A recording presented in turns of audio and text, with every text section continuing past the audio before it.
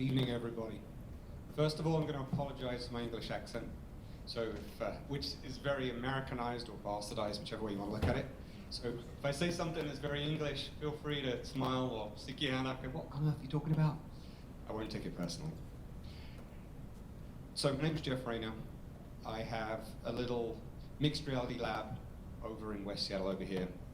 We have about 17 people, produced over 100 solutions now across VR, AR, MR, everything in between, as it were.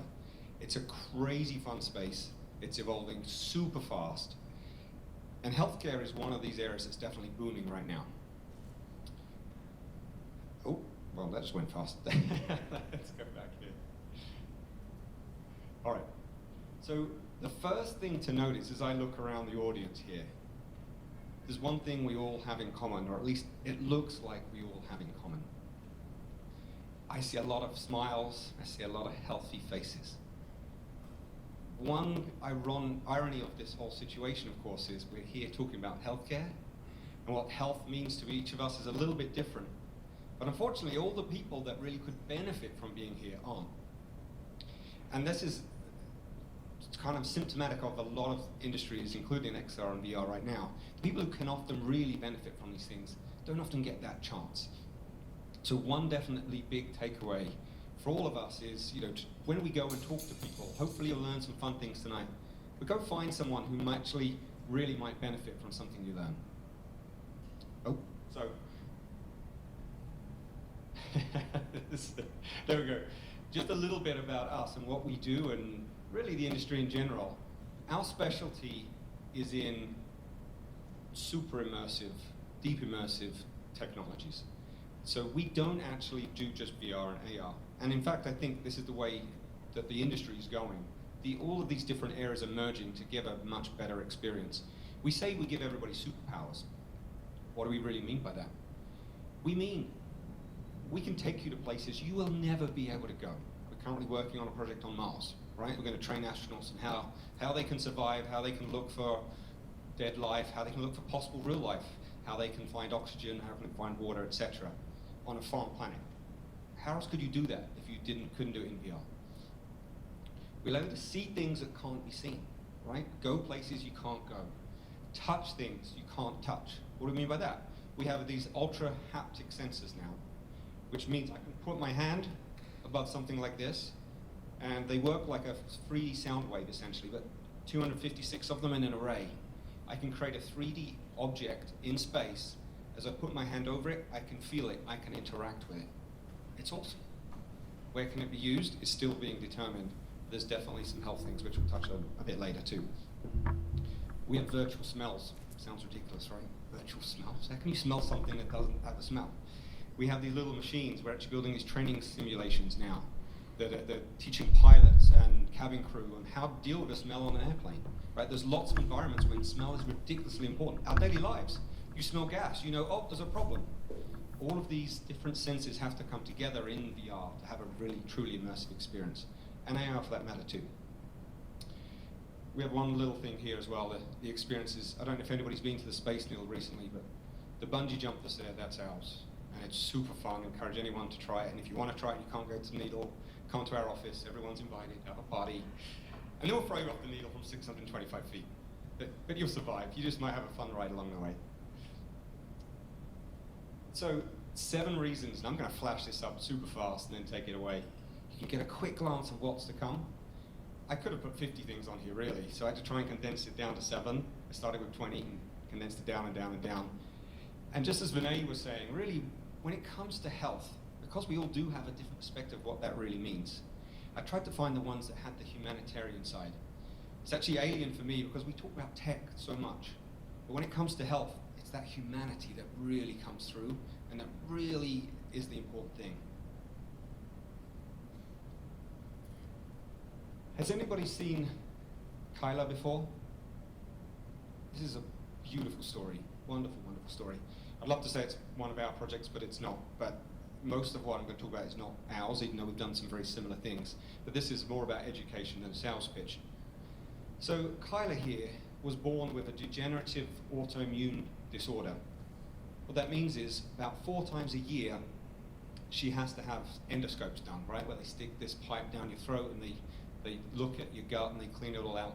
Ridiculously horrible experience. She has to go under general anesthetic in order for that to happen. She couldn't take it anymore, right? It was just awful for her and her family. And then they started doing these studies, and they found they could put a VR headset on her, take her to a favorite place. Not only did she not need to be under general anesthetic, she actually remained conscious the whole time. And this was really problematic for a lot of the doctors. They're like, how can something that is so awful that you have to be out cold to experience it? Now someone can actually do it being fully awake, only through VR. And what they found actually is where there are some instances where pain can be distracted, right? If I'm not looking at it, I mean, we've all done it. You've cut your finger, you don't realize it. All of a sudden you look at it and go, oh, that hurts, right? You're right. It must have been like 2 hours ago I did that. How on earth? When you see it, it hurts. If you don't see it, you're distracted from it. But what they really found was, which was fascinating, if you don't experience it, you don't know it exists, right? So what they found was, when she had this headset on, she had no idea really what was going on. Most of the pain and the feelings were in her head. And they've got several other stories on this. And it's, you can look them up, and if you look up Kyla, you'll see it. It's just incredible. All these stories actually of children too. So it really kind of touches everyone's heart. There's numerous stories of these kids being able to not only come off of medicine, but actually, or not only just reduce medicine, but in some cases, remove the medicine altogether. Telehealth. This is an interesting one that I don't know how many people know here. It's a newish term. What it basically means is, and it's definitely in the VR and AR world is going to be coming soon. It's already started. There's already a company called Vivay that's out there right now. And it means you don't have to go to the doctor anymore. You can use your phone or your computer right now to actually experience being with a doctor. It's a lot cheaper, it's a lot easier, it's a lot less invasive, so you only have to go to the doctor when you really need to. And there's something like 70% of visits actually you could be done in this way. So huge savings, huge benefit for everyone. Of course, with the advent of VR and AR now, especially with the front-facing cameras on these things, you can also get the personal perspective. So rather than trying to look at the camera and say, look at my arm, or whatever it is, right? You can actually now just look at the problem that you have, and the doctor will be able to see it right there and then, and see exactly when it's hurting you and things, and determine when you need to come in or who you need to see.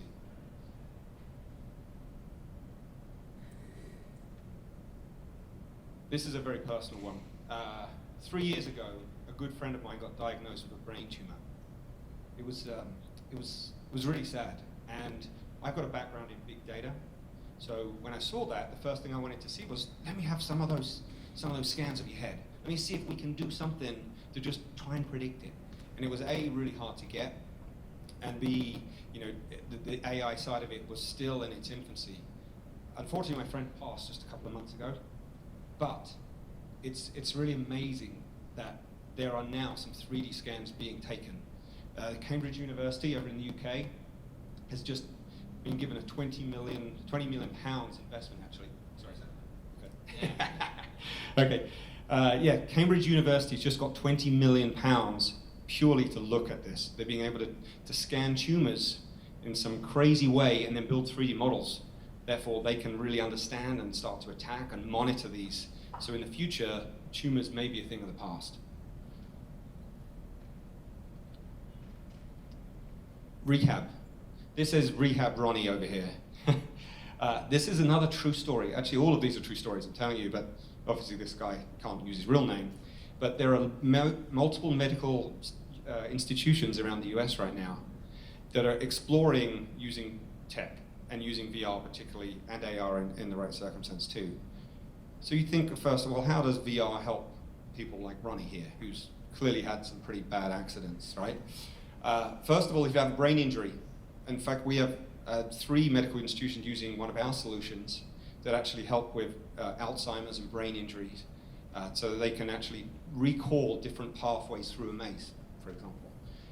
When it comes to muscle tearing, ripping, sports injuries, all the way through to severe burns, your ability to move is really limited. And if anyone's gone to a PT before, it's kind of fascinating. I torn a rotator cuff here, and they give you these elastic bands, and it's like, this is kind of cool. You're doing these fancy moves and everything, and then you take it home. 2 days later, you're like, this is boring. I'm done. You know, well, you should be doing 20 minutes of this, you're doing 2, and like, ah. The next day you forget, the next day after that you're doing 5, and like, this is just boring. But what about you stick a VR headset on with that? And now I'm flapping my wings, chasing after a bird, playing a game. Next minute I'm jumping off that Space Needle again, but this time I'm flying and trying to get around like Superman, right? And of course with VR, you can have trackers on your body, so you can actually accurately measure that movement every single time. You can record that, you could see every single difference. You could see your growth day after day. You could see that encouragement, rather than just, I don't know if I'm improving. Now you can actually see it, you can monitor it, you can take that data and really make a difference. This is a real example of Ronnie right here. So he had a pretty bad injury. This is well, I won't actually say where it is, but as you can see, he's actually doing this kind of example. In this case, he's actually virtually rowing. He's trying to build those muscles. What they found is, where usually he would stop after 10 minutes, he wanted to keep going, right? He was gamification of it meant he wanted to get to the end. He wanted to solve that problem, get to the end, compete against others. In addition, the recovery rate was expedited by 500% because of it.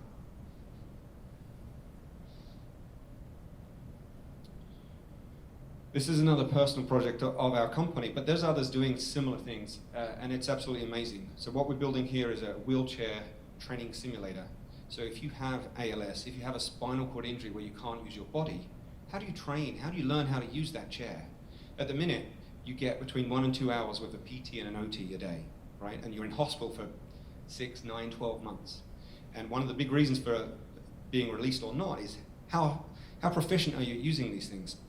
So we're working with UW and Harborview right now on producing a solution that monitors, tracks, trains you.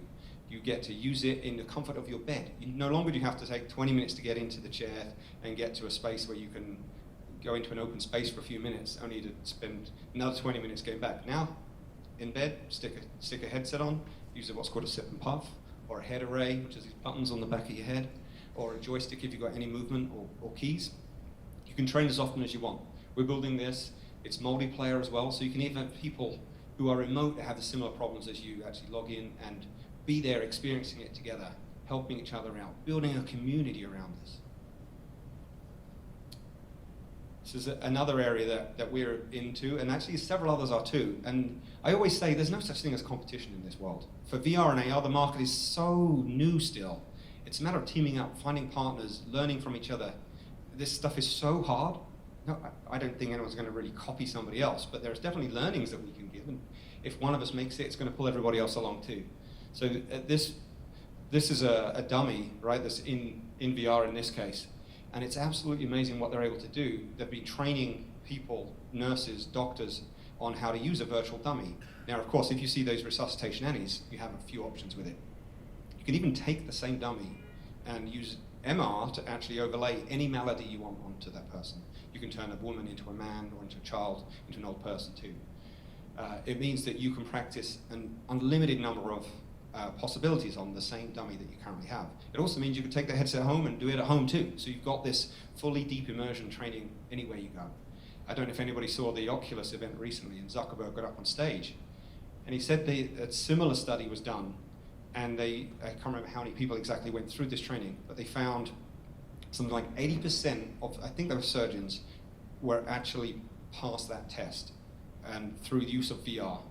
And they had like a limited time frame to actually learn, but they compared it to people who did it with just paper and just the old school way. 0% passed. I mean, I think it was deliberately fixed to show just how big of a difference immersive technology can actually make.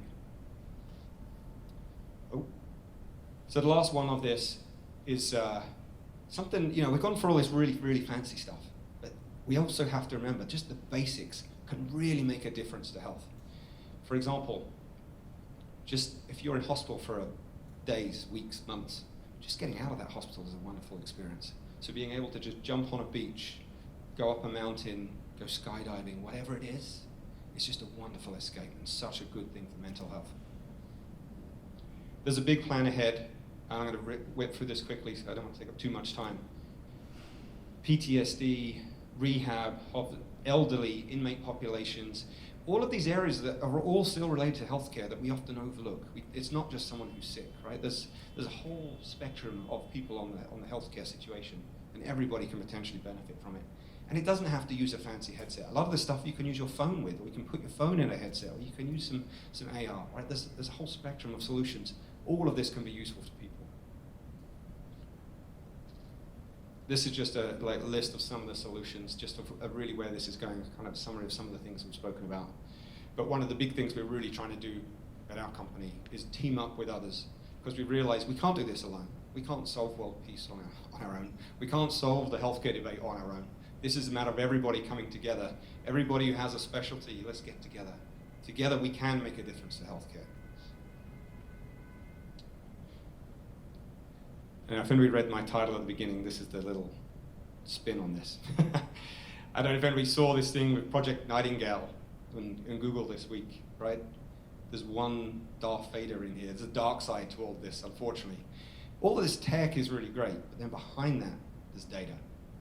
Data can be so powerful, it can be so useful, it can change our lives, but it can also destroy them. I don't know if anybody's seen a movie called Gattaca, for example. This scarily reminds me of that, right? The more data we have, the more we understand how ill you are, how good your recovery rates are, how good your genes are, which therefore go down to your next generation to determine, well, should we insure that person, right? This data is incredibly powerful, but we have to keep an eye on it, because if we don't, we're all going to fall victim. In summary, XR gives us superpowers. Not just me, everybody. It gives everybody superpowers. You can fly, you can swim to the bottom of the Mariana Trench, you can go to Mars, you can even be in a space that's going to make you feel better, get healthier faster. But just remember, that data is key. Because what are you doing when you sign that 72-page document every time you agree to Apple's new iPad terms and conditions, right?